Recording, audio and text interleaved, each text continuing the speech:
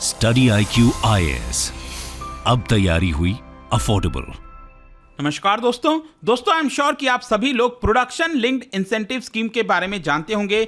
PLI scheme जब से ये सरकार के द्वारा इंप्लीमेंट किया गया है, काफी सारे सेक्टर्स जैसे कि इलेक्ट्रॉनिक सेक्टर हो गया, इसमें हमें इसका फायदा देखने को मिला है। इनफैक्ट आप देख ही रहे होंगे, बहुत सारी जो फॉरेन कंपनीज हैं वो भारत के अंदर आ रही हैं और यहां पर प्रोडक्शन करना चाहती हैं।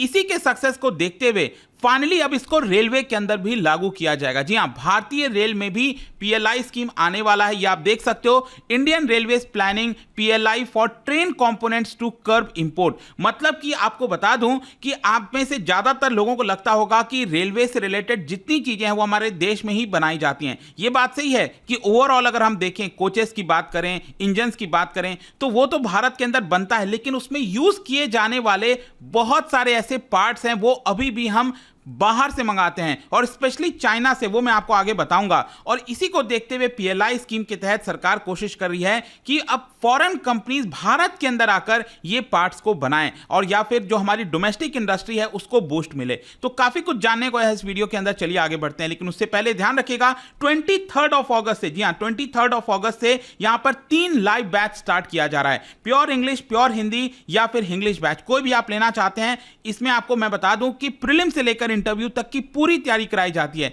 जैसे कि इसमें आपको लाइव क्लासेस मिलेंगे, पर्सनल मेंटर मिलेगा, टेस्ट सीरीज मिलेगा, कुछ भी और लेने की आवश्यकता नहीं पड़ेगी। सिंपली हमारे वेबसाइट ऐप पर जाइए या फिर कमेंट सेक्शन में इसका लिंक है, वहां पर जाकर यूज करिए कोड अंकित लाइव। ये कोड इस्तेमाल करने से आपको सबसे ज्यादा डिस्काउंट मिल जाएगा। और इसके अलावा अगर आप MCQs अटेम्प्ट करना चाहते हैं तो मेरे इंस्टा पेज पर जा सकते हैं, वहां पर स्टोरीज में जितने भी MCQs हैं उसको आप अटेम्प्ट कर पाएंगे। चलिए शुरुआत करते हैं और सबसे पहले ये देखते हैं कि एग्जैक्टली हो क्या रहा है। जैसा कि मैं आपको कह रहा था कि सरकार अब प्लान कर रही है रेलवे के अंदर जो ट्रेन कंपोनेंट पार्ट्स होते हैं, जो ट्रेन के कंपोनेंट्स होते हैं, पार्ट्स होते हैं जिससे ये पूरी ट्रेन बनाई जाती है, उसके लिए भी प्रोडक्शन लिंक्ड इंसेंटिव स्कीम्स लाया जाए। ताकि यहां पर मकसद दो है, एक तो जो हम अभी इंपोर्ट करा रहे हैं उसको, इंपोर्ट को कम से कम किया जाए, जो हम स्पेशली चाइना से इंपोर्ट कराते हैं उसको यहां पर बंद किया जाए, और दूसरा जो फॉरेन मैन्युफैक्चरिंग फर्म्स हैं, फॉरेन कंपनीज हैं, उनको न्योता दिया जाए भारत आए और यहां पर इसको बनाएं। और इसीलिए आप देख सकते हो यहां पर सरकार का कहना है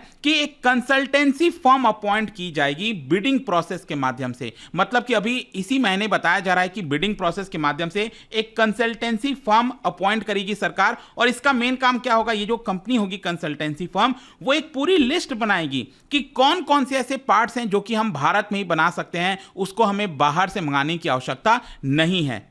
और जहां तक PLI स्कीम के बारे में है, आप सभी को पता होगा कि यहां पर ये आउटपुट लिंक्ड इंसेंटिव्स होता है। मतलब कि जितना ज्यादा प्रोडक्शन करेंगे आप, उतना ज्यादा सरकार आपको सब्सिडी देती जाएगी। मतलब जितना प्रोडक्शन होगा उसके हिसाब से आपको सब्सिडी मिलता जाएगा। तो एक बहुत ही ज्यादा बेनिफिशियल है कंपनीज के लिए। उनके लिए क्या होता है कि ओवरऑल जो कॉस्ट है वो कम हो जाती है। जैसे कि मान लो कंपनी 100 रुपए खर्च कर रही है किसी प्रोडक्ट पर और सरकार 10 रुपए सब्सिडी दे रही है, तो एक प्रकार से यहां पर उसकी जो टोटल कॉस्ट है, कॉस्टिंग है कंपनी के लिए, वो 90 रुपए हो जाएगी। तो इसके लिए यहां पर इंटरनेशनल मार्केट में कॉम्पीट करना आसान हो जाता है, और इसीलिए कंपनीज काफी अट्रैक्ट हो रही हैं। जहां तक रेलवे के अंदर PLI स्कीम की बात है, तो देखो यहां पर बेसिकली बताया जा रहा है कि 2 टाइप ऑफ पैसेंजर कोचेस के लिए यह PLI स्कीम लाया जा सकता है। वो 2 टाइप कौन से हैं? आपने देखा ही होगा कि ये जो LHB कोच है वो लगभग सारे ट्रेन के अंदर इसको इंट्रोड्यूस किया ही जा चुका है। बहुत से पुराने ट्रेन बचे हैं जिसमें अभी भी पुराने बोगीज वगैरह हैं,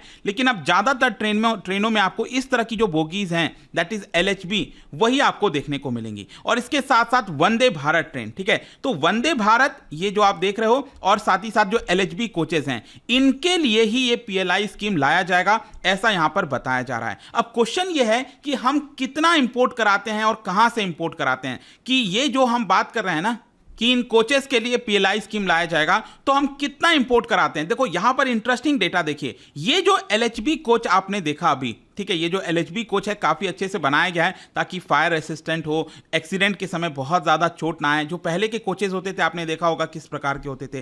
खैर LHB कोचेस की अगर हम बात करें, देखो इसमें ज्यादातर कंपोनेंट भारत में ही बनता है और सिर्फ इसका 1.5% ही हम इंपोर्ट कराते हैं। मतलब जो भी पार्ट लगता है ना LHB कोच बनाने के लिए, इसका 1.5% ही हम विदेश से इंपोर्ट कराते हैं। लेकिन वंदे भारत की अगर हम बात करें तो यहां पर सारा खेल है। देखो वंदे वंदे भारत में जितना भी कंपोनेंट यूज होता है उसका लगभग 15% अभी भी हम फॉरेन कंट्री से मंगाते हैं।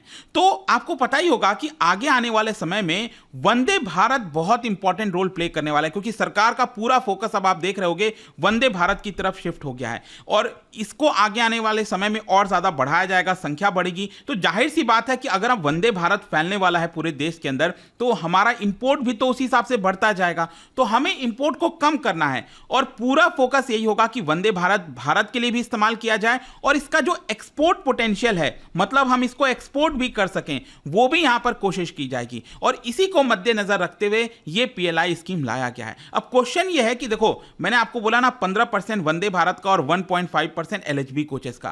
क्वेश्चन ये है कि कौन से पार्ट को हम कहां से मंगाते हैं। यहां पर इंटरेस्टिंग चीज जानने वाली है कि देखो यहां पर क्या होता है, एक रोलिंग स्टॉक होता है जिससे ये पूरा कंपोनेंट जो पूरा कोचेस वगैरह है वो बनाए जाते हैं। रोलिंग स्टॉक में जैसे कि व्हील्स एंड एक्सेल्स, ये सबसे इंपॉर्टेंट है जो कि अभी भारत में उतने बड़े स्तर पर नहीं बनता है, उसको हमें इंपोर्ट कराना पड़ता है। जैसे कि बोगी के नीचे आपने देखा ही होगा ये जो चक्के लगे रहते हैं, ये व्हील हो गया, ये दोनों व्हील हो गया और इसको ज्वाइन करने वाला ये जो आप देख रहे हो ना, इसी को कहा जाता है एक्सेल। ठीक है, तो व्हील एंड एक्सेल ये अभी भी हम बड़े पैमाने पर इंपोर्ट कराते हैं, बाहर के देशों से इंपोर्ट कराते हैं।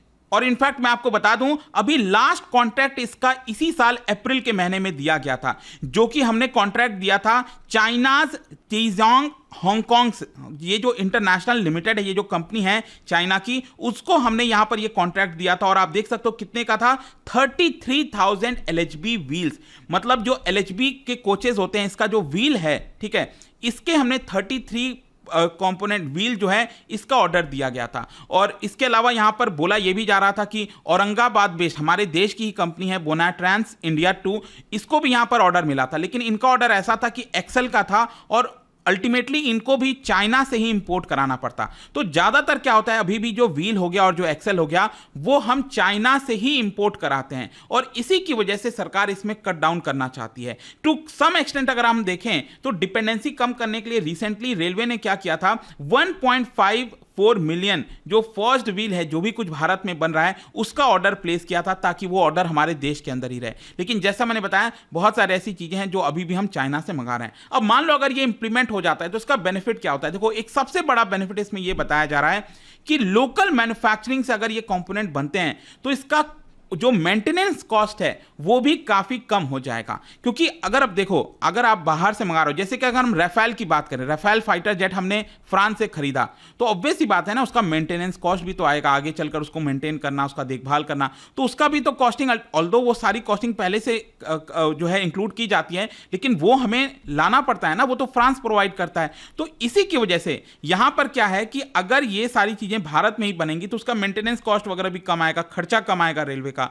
और इसके साथ साथ यहां पर भारत के अंदर जो एग्जिस्टिंग इंडस्ट्रीज हैं उनको भी बड़ा बूस्ट मिलेगा, क्योंकि सरकार सब्सिडी प्रोवाइड करेगी और फॉरेन से भी कंपनी आएगी। तो कई सारे फायदे हैं। और इसके अलावा जैसा कि मैंने आपको बताया कि आगे आने वाले वर्षों में वंदे भारत और एलएचबी के जो कंपोनेंट्स हैं वो कई गुना बढ़ने वाले हैं। जैसे कि प्लानिंग ये हो रही है, जो बताया जा रहा है 2047 तक, जब आजादी के 100 साल पूरे हो जाएंगे, तो हमारे देश के अंदर लगभग 4500 वंदे भारत ट्रेन ये चला करेंगी। मतलब अभी के लिए ये अंदेशा बताया जा रहा है कि अगले 22, 23, 24 सालों में ऐसा होने वाला है। तो इसकी वजह से कहीं ना कहीं ये जो स्टेप है सरकार का वो बहुत ज्यादा इंपॉर्टेंट हो जाता है। अब देखिए, जैसे ये खबर आया तो कल क्या हुआ, जैसे कल मार्केट खुला था, आप देख सकते हो दो बड़ी कंपनीज हैं जो मैन्युफैक्चरिंग के अंदर हैं रेलवे कंपोनेंट के। एक तो जुपिटर वैगन, ये यहां पर अचानक से 5% के सर्किट पर आ गया, ये आप देख सकते हो 5% का सर्किट लग गया था, क्योंकि एक बूस्ट यहां पर दिखाई दिया था। फिर इसके अलावा तीतागढ़ रेल सिस्टम है,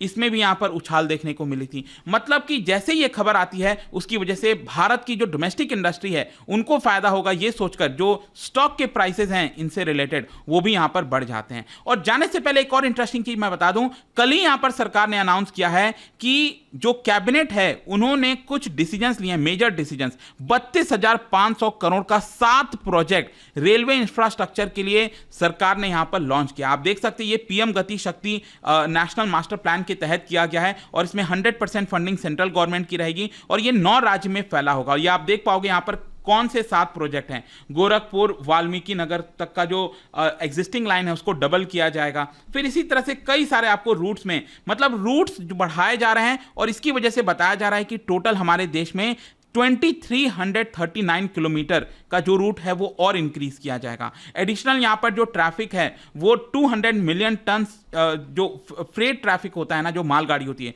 वो भी यहां पर ले जा सकेंगे। यहां पर इसकी वजह से 7.06 करोड़ पर्सन डेज का एम्प्लॉयमेंट दिया जाएगा, ईज ऑफ ऑपरेशन होगा, कंजेशन रिड्यूस हो जाएगा। तो अगेन एक बड़ा अनाउंसमेंट किया गया था रेलवे के इंफ्रास्ट्रक्चर को बूस्ट करने के लिए, एंड इसके बारे में भी मैंने आपको बता दिया है। तो आई होप कि आपको सब कुछ समझ में आ गया होगा इसके बारे में। और जाने से पहले एक इंटरेस्टिंग क्वेश्चन कि इकोनॉमी से रिलेटेड है, क्या बता सकते हो कि monopolist will be able to maximise his profit when? जो मोनोपोलिस्ट होता है वो सबसे ज्यादा प्रॉफिट अपने मैक्सिमाइज कब कर सकता है? इसका राइट आंसर आप सबको पता है, मेरे इंस्टाग्राम पर तो मिलेगा ही।